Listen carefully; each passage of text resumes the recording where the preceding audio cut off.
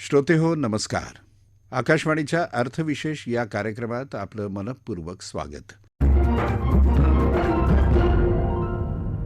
अर्थविशेषच्या आजच्या भागात आपण ऐकणार आहात स्टार्टअप इंडिया योजनेबद्दल. स्टार्टअप इंडिया हा भारत सरकारचा एक प्रमुख उपक्रम आहे. स्टार्टअप आणि लघुउद्योग यांच्यामध्ये फरक असतो. स्टार्टअप म्हणजे उद्योगाची प्रारंभिक अवस्था, जिचा प्रवास कल्पनेकडून उद्योग संरचना आणि त्यातून त्याच्याशी जोडलेल्या अर्थव्यवहारांपर्यंत होतो. अर्थात नफा मिळवण्याच्या उद्दिष्टानंच स्टार्टअप कार्य करतात, पण मोठ्या उद्योगांना टक्कर देण्याचीच नव्हे, तर पूर्ण बाजारपेठ बदलून टाकण्याची क्षमता स्टार्टअपमध्ये असते.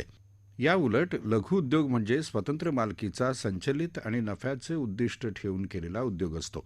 पण लघुउद्योगाचा मुख्य उद्देश हा स्थानिक बाजारपेठ काबीज करणे नसतो, तर तिच्यात स्थिर होण्याचा असतो. काहीतरी हटके किंवा स्वतःच्या मालकीचं सुरू करण्याच्या महत्त्वाकांक्षेतून सुचलेल्या नाविन्यपूर्ण संकल्पनेत उद्योग होण्याची क्षमता असेल, तर त्या दृष्टीनं भविष्यकालीन वृद्धीचा विचार करत जो उद्योग उभारला जाईल त्याला स्टार्टअप म्हटलं जातं. अशा नाविन्यपूर्ण कल्पना प्रत्यक्ष आणण्यासाठी प्रयत्नशील असणाऱ्या व्यावसायिक उद्योजकांना मदत करण्यासाठी एक सक्षम इकोसिस्टम तयार व्हावी, यासाठी केंद्र सरकारनं स्टार्टअप इंडिया हा उपक्रम चालू केला. व्यवसाय निर्मिती आणि त्या माध्यमातून रोजगाराला मिळणारी चालना या प्रमुख उद्देशाने हा उपक्रम चालवला जातो. स्टार्टअप इंडियाची घोषणा प्रधानमंत्री नरेंद्र मोदी यांनी 2015च्या स्वातंत्र्यदिनी केलेल्या आपल्या भाषणात केली होती. या स्टार्टअप्सना प्रेरणा देण्यासाठी सरकार त्यांना आर्थिक सहाय्य देतं, नेटवर्किंगचा फायदा मिळवून देतं. स्टार्टअप इंडिया कंपन्यांना त्यांच्या मोबाईल ॲप्लिकेशनद्वारे संबंधित कागदपत्रांची नोंदणी आणि अपलोड करण्यास सक्षम करते. स्टार्टअप इंडिया योजनेविषयी बोलताना अर्थसंकेत या अर्थविश्व आणि उद्योगविषयक ऑनलाईन वर्तमानपत्राचे संस्थापक अमित बागवे म्हणाले, स्टार्टअप इंडिया हा भारत सरकारचा एक प्रमुख उपक्रम आहे, ज्याचा उद्देश स्टार्टअप संस्कृतीला म्हणजेच नवउद्योजकांना प्रेरित करणे आणि भारतातील नवकल्पना आणि उद्योजकतेसाठी एक मजबूत आणि सर्वसमावेशक परिसंस्था तयार करणे हे आहे. 16 जानेवारी 2016 रोजी हा उपक्रम सुरू झाल्यापासून स्टार्टअप इंडियाने उद्योजकांना पाठिंबा देण्याच्या उद्देशाने अनेक कार्यक्रम राबवले आहेत आणि भारताला नोकरी शोधणाऱ्यांऐवजी रोजगार निर्माण करणाऱ्यांच्या देशात बदलले आहे. 30 जून 2022 पर्यंत देशातील मान्यताप्राप्त स्टार्टअपच्या संख्येनुसार महाराष्ट्र पहिल्या क्रमांकावर आहे. ही एक अभिमानाची गोष्ट आहे. भारतात मान्यताप्राप्त स्टार्टअपची संख्या 2016मध्ये 471 होती. लेटेस्ट माहिती जी आहे 2022 पर्यंत 72,993 पर्यंत वाढली आहे. ह्यातूनच आपल्याला कळतं की आपल्याकडे स्टार्टअप कशाप्रकारे वाढत आहेत. स्टार्टअप उपक्रमशीलतेत भारताने जगात 3ऱ्या स्थानावर झेप घेतली. म्हणजे विचार करा, जवळपास 200 देश आहेत जगामध्ये, त्यात भारत 3ऱ्या स्थानावर स्टार्टअपमध्ये गेलेला आहे. नवीन उद्योजकांसाठी स्टार्टअप इंडियाच्या अंतर्गत इन्क्युबेशन केंद्र, सुलभ पेटंट व IPR सुविधा, कर लाभ, टॅक्स हॉलिडे, कंपनी स्थापन करताना येणाऱ्या अडचणी दूर करणे, कौशल्य विकास कार्यक्रम, प्रधानमंत्री युवा योजना, स्टार्टअप इंडिया लोन योजना, सिडबीद्वारे व्यवस्थापित केलेल्या 10,000 कोटी निधीच्या रूपात आर्थिक उत्तेजन, अशा अनेक सोयी सरकारने निर्माण केल्या आहेत. सरकारने स्टार्टअप इंडिया विजन 2024सुद्धा लॉन्च केलं आहे, जे तरुणांमध्ये नवकल्पना आणि उद्योजकता वाढवण्यासाठी एक इकोसिस्टम विकसित करण्याचा प्रयत्न करत आहे. यामध्ये उद्योजक आणि सरकारी एजन्सींमधील सहकार्य सुलभ करण्यासाठी डिजिटल इंडिया प्लॅटफॉर्मची स्थापना, सुरुवातीच्या टप्प्यातील स्टार्टअप्सना मदत करण्यासाठी भौतिक पायाभूत सुविधा निर्माण करणे आणि नवीन तंत्रज्ञानाच्या विकासाला प्रोत्साहन देण्यासाठी डिजिटल इंडिया फेलोशिपसारखे अनेक उपक्रम सुरू करणे समाविष्ट आहे. स्टार्टअप इंडिया विजन 2024 या नवीन धोरणाअंतर्गत सरकारने 2024 पर्यंत किमान 50,000 नवीन स्टार्टअप, 500 नवीन इन्क्युबेटर आणि 100 इनोव्हेशन झोन स्थापन करण्याची घोषणा केली आहे. म्हणजे आपण बघू शकतो की सरकार कशाप्रकारे त्यांच्या परीने स्टार्टअपला मदत करत आहे. स्टार्टअप आज मोठ्या प्रमाणात शेअर मार्केटमध्ये लिस्टिंग करून भांडवलसुद्धा उभारत आहे. बॉम्बे स्टॉक एक्सचेंजसारख्या एक्सचेंजवरती अनेक स्टार्टअप उद्योजकांनी लिस्टिंग करून भांडवल उभारणी केली आहे. तसंच आपण म्हणतो की एंजल इन्व्हेस्टर आहेत, व्हेंचर कॅपिटल आहे, क्राऊड फंडिंग आहे. अशा एक ना अनेक भांडवल उभारणीच्या संधी या स्टार्टअपसाठी उपलब्ध आहेत. शेवटी असं म्हणता येईल की भारत सरकारने गेल्या काही वर्षात स्टार्टअप्स आणि देशातील नवोदित उद्योजकांना पाठिंबा देण्यासाठी अनेक महत्त्वपूर्ण पावले उचलली आहेत. या प्रयत्नांनी महत्त्वाकांक्षी उद्योजकांना अत्यंत आवश्यक समर्थन आणि मार्गदर्शन मिळालेलं आहे आणि त्यांच्यासाठी त्यांच्या उद्योजकीय प्रवासाला सुरुवात करण्यासाठी अधिक व्यवहार्य आणि आकर्षक वातावरण निर्माण करण्यात सरकारने मदत केलेली आहे. तर आपण असं म्हणू शकतो की सरकारने अनेक पावलं उचललेली आहेत. जे आता आपण बघितलं की इन्क्युबेशन सेंटर्स असतील किंवा टॅक्स हॉलिडे असतील, अशा अनेक योजना सरकारने आणलेल्या आहेत. आणि सरकार नवीन नवीन पद्धतीने कशाप्रकारे स्टार्टअपला मदत करता येईल यासाठी प्रयत्नशील असतं. तर मला वाटतं हे एक हे आता आपण आठवडा जो साजरा करतो स्टार्टअपचा, त्यामध्ये आणखीन काही नवीन गोष्टी सरकारतर्फे स्टार्टअपला मिळतील. तर ही एक खूप चांगली गोष्ट आहे की भारतामध्ये स्टार्टअप इतक्या चांगल्या प्रमाणात वाढलेत आणि महाराष्ट्र याच्यात सर्वांच्या पुढे आहे, सगळ्यात वरती आहे. ही खूप चांगली आणि अभिमानाची गोष्ट आहे. स्टार्टअप इंडिया ही योजना लाभदायी आहे. नवीन उद्योजकाचे हात बळकट करणारी आहे. पण स्टार्टअप योजनेचा लाभ घेण्यासाठी काही तांत्रिक अटीसुद्धा आहेत. या योजनेसाठी अर्ज करणाऱ्या व्यक्तीचं वय 18 वर्षांपेक्षा जास्त असलं पाहिजे. या योजनेअंतर्गत अर्ज करण्यासाठी कंपनी भागीदारी किंवा खाजगी मर्यादित कंपनी असणं आवश्यक आहे. कंपनीची वार्षिक उलाढाल 25 कोटी रुपयांपेक्षा जास्त नसावी. कंपनीच्या नोंदणीचा कालावधी 7 वर्षांपेक्षा जास्त नसावा, परंतु जर कंपनी जैवतंत्रज्ञान क्षेत्रात असेल तर हा कालावधी 10 वर्षांचा चालू शकेल. स्टार्टअप इंडियाचा लाभार्थी होण्यासाठी असलेली पात्रता आणि लाभार्थींना घेण्याची काळजी याविषयी माहिती देताना स्टार्टअप इंडियाचे लाभार्थी तसंच शिक्षण सेवा क्षेत्रातील उद्योजक आणि व्यावसायिक तरुणांचे मार्गदर्शक प्रसन्ना हर्डीकर म्हणाले, तुम्हाला स्टार्टअप इंडिया ह्या स्कीममध्ये जेव्हा एखादा व्यवसाय रजिस्टर करायचा असतो तेव्हा तो शक्यतो प्रायव्हेट लिमिटेड कंपनीच्या फॉर्ममध्ये असावा. तुमची कंपनी ही स्टार्टअप इंडियाच्या पोर्टलवर रजिस्टर असणे आणि तुमच्याकडे स्टार्टअप इंडियाचे सर्टिफिकेट असणे हे देखील याकरता बंधनकारक आहे. ह्या अंतर्गत भारत सरकारच्या अनेक योजना आहेत ज्यामध्ये तुमच्या प्रोजेक्टला अनुसरून सीड फंडिंग किंवा ग्रँट दिली जाते. यासाठी अनेक ठिकाणी प्रोजेक्ट इन्क्युबेशन सेंटर्स आहेत. यांच्यामार्फत सरकार आर्थिक मदत देते.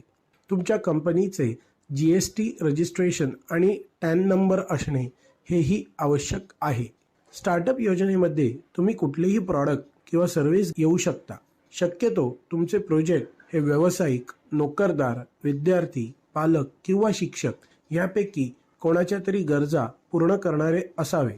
म्हणजे त्याच्यामुळे गुंतवणूकदारांना देखील कमीत कमी वेळात परतावा मिळेल अशी संधी दिसली पाहिजे. कुठलीही स्टार्टअप सुरू करताना सर्वप्रथम तुम्हाला लगेच कुठल्याही स्कीममध्ये फंडिंग मिळणार नाही हे लक्षात घेऊन कमीत कमी 2 वर्ष तुम्ही तुमचा व्यवसाय आणि तुमचं कुटुंब याचा उदरनिर्वाह करू शकाल याची खात्री करून घ्या आणि तशी तडजोडही करून ठेवा. इन्क्युबेशन सेंटर निवडताना ते DST म्हणजेच department of science and technology तर्फे मान्यताप्राप्त आहे याची खात्री करून घ्या. तसेच त्यांनी आर्थिक मदत केलेल्या स्टार्टअपशी आधी विचारविनिमय करून घ्या. कुठल्याही स्टार्टअपमध्ये तुमचा पेशन्स पिरियड हा खूप महत्त्वाचा असतो. अनेक वेळा अनेक ठिकाणी आपले प्रोजेक्ट रिजेक्ट होऊ शकतो, पण हिंमत न हरता नव्या दमाने आणि नव्या जोमाने पुढे सरकत राहण्याची मानसिकता तुम्हाला आत्मसात करावी लागते. स्टार्टअप स्कीममध्ये अनेक टॅक्स बेनिफिटही असतात. सो त्याचीही तुम्ही योग्य माहिती करून घ्या आणि एखाद्या तुमच्या गुंतवणूक सल्लागाराला किंवा तुमच्या चार्टर्ड अकाउंटंटला विचारून त्याची योग्य माहिती करून त्याप्रमाणेच तुम्ही तुमच्या योजना आखा आणि त्याची अंमलबजावणी योग्य पद्धतीने करा. स्टार्टअप इंडिया उपक्रमाचे उद्दिष्ट पूर्ण करण्यासाठी केंद्र सरकारने कृती आराखडा तयार केला होता. त्यात स्टार्टअपला प्रोत्साहन देणाऱ्या 19 बाबींचा समावेश केला गेला. सरकारच्या प्रोत्साहनामुळे मान्यताप्राप्त स्टार्टअपची संख्या देशात 2016 मध्ये 471 होती.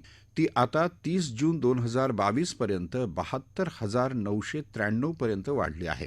हे स्टार्टअप देशातील 649हून अधिक जिल्ह्यांमध्ये पसरले असून यातील 50% दुसऱ्या किंवा तिसऱ्या श्रेणीच्या शहरांमध्ये आहेत. त्यातून 7.5 लाखांहून अधिक थेट नोकऱ्या निर्माण झाल्याची माहिती वाणिज्य आणि उद्योग मंत्रालयानं दिली आहे.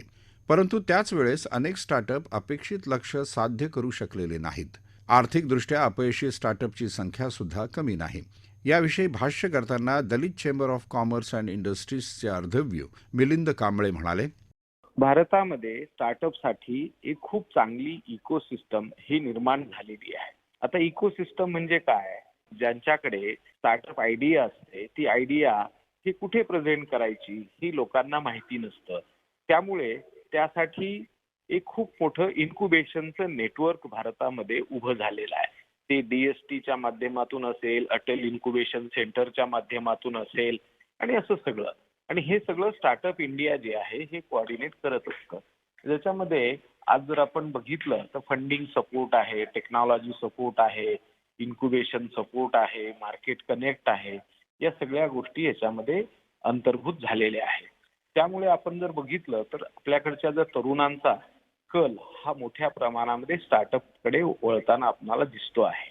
ज्याच्यामध्ये DPIITच्या वेबसाईटवर जर बघितलं स्टार्टअप इंडियाच्या तर 87,000हून अधिक स्टार्टअप्स जे आहेत आज रजिस्टर झालेले आहेत आणि ज्याच्यामध्ये त्यांनी जवळपास 7.5 लाखहून अधिक लोकांना एम्प्लॉयमेंट दिलेलं आहे. ही म्हणजे खूप मोठी गोष्ट आपल्याकडे या स्टार्टअप्सनी करून दाखवलेली आहे. आज याचं महाराष्ट्राचं जर बघायचं झालं तर या रजिस्टर्ड जे स्टार्टअप्स आहेत याच्यातले 50% स्टार्टअप्स हे महाराष्ट्रामधले आहेत. दुसऱ्या बाजूला महाराष्ट्रातल्या Tier 2, Tier 3 सिटी या सिटीमधले सुद्धा अनेक मोठ्या प्रमाणात तरुण हे पुढे येऊन हे स्टार्टअप्सची नोंदणी करतायत. एक जो नारा दिला, नोकरी मागणारे नाही तर नोकरी देणारे निर्माण व्हा, तर एक्झॅक्टली हेच कल्चर ह्या तरुणांच्या मध्ये निर्माण होताना दिसत आहे. तर हे महाराष्ट्रातून जवळपास 50%च्या आसपास स्टार्टअप हे रजिस्टर झालेले आहे. आता याच्यामध्ये एक सगळ्यात महत्वाची गोष्ट म्हणजे आमच्या लक्षात येते ते म्हणजे mortality rate of the startups is also very high. तरुणांच्याकडे पेशन्स हे असणं फार आवश्यक आहे. एखादा स्टार्टअप सुरू करण्यासाठी त्याला पॅशन ही लागते, ही त्यांच्याकडे आहे. परंतु आज मितीला सगळ्यात महत्वाचं जे आहे ते पेशन्स असणं, याच्याकडे सर्व स्टार्टअप्सनी लक्ष दिलं पाहिजे असं मला वाटतं. कारण त्यांचं भवितव्य फार उज्ज्वल आहे. भारत ही एक खूप मोठी मार्केट आहे आणि डे टू डे एक्सपांडिंग होणारं मार्केट असल्यामुळे future is a bright. Therefore माझ्या खूप खूप शुभेच्छा सर्व स्टार्टअप्सना. भारतीय स्टार्टअप उद्योगाकडे पाहताना केवळ आर्थिक दृष्टिकोनातून पाहता येणार नाही. त्याला सामाजिक समता, युवा आणि दुर्बल घटकांचं सक्षमीकरण अशा अनेक दृष्टिकोनातून पाहावं लागेल. ग्रामीण भारत आणि शहरी इंडियातील दरी बुजवण्यासाठी स्टार्टअप दुवा ठरतील अशी अपेक्षा आहे. भारत हा तरुणांचा देश आहे. लोकसंख्येचा लाभांश मिळवायचा असेल तर या तरुणांच्या क्षमतांना योग्य वाव मिळवून देण्यासाठी सरकारला प्रयत्न करावे लागतील. स्टार्टअप इंडिया हा असाच एक महत्त्वाकांक्षी उपक्रम आहे. सर्वसमावेशक विकासासाठी स्टार्टअप इंडियाच्या माध्यमातून नवनवीन व्यावसायिक उत्पन्न व्हावेत आणि भारतीय अर्थव्यवस्थेला त्यातून गती प्राप्त व्हावी अशीच सर्वांची इच्छा असेल. याबरोबरच आजचा अर्थविशेष हा कार्यक्रम संपला. हा कार्यक्रम आकाशवाणी मुंबईच्या प्रादेशिक वृत्त विभागानं सादर केला होता. सादरकर्त्या सरस्वती कोवळेकर, निर्मिती सहाय्य राजेश शेजवळे, लेखन विनोद देशपांडे, निवेदन राजेश शिरभाते.